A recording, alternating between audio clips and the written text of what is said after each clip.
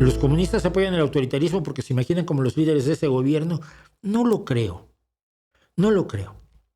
Yo creo que el comunista piensa en el autoritarismo un poco con la ingenuidad con la que a veces lo pensaba incluso Pablo Iglesias, ¿no? Es decir, la dictadura del proletariado impide que los burgueses vuelvan a apoderarse del poder.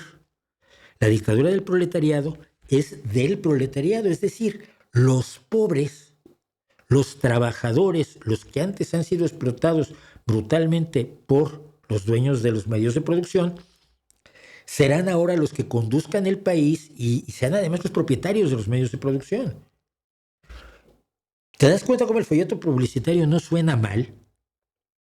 Porque eso es lo que vende el comunismo. Te invito a leer a Marx. Yo lo leí hasta cansarme.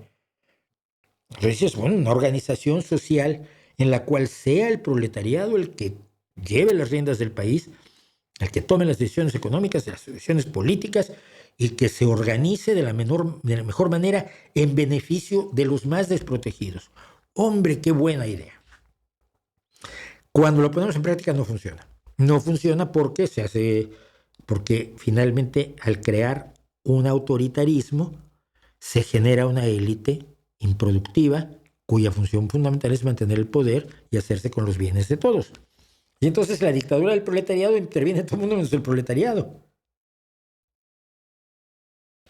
Pero, y esto lo explicaba yo con mi crítica al marxismo, pero los trabajadores de pronto se quedan desprotegidísimos porque ahora no pueden ni hacer un sindicato. Si nominalmente son los dueños de los medios de producción, ¿cómo van a hacer un sindicato contra el partido que es su partido? Entonces quedan totalmente desprotegidos ante la nueva élite extractora que es la cúpula del Partido Comunista. Pero eso no era lo que esperaban los comunistas al principio o lo que no creen los más ingenuos. Yo conozco comunistas marxistas muy ingenuos, de los de viva Lenin, viva Stalin, viva Putin, que se imaginan una justicia ex machina que sale de la nada, solamente porque Marx dijo que así iba a ser. Y no ha sido.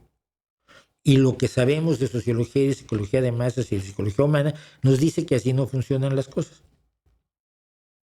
Es una pena, sería muy bonito.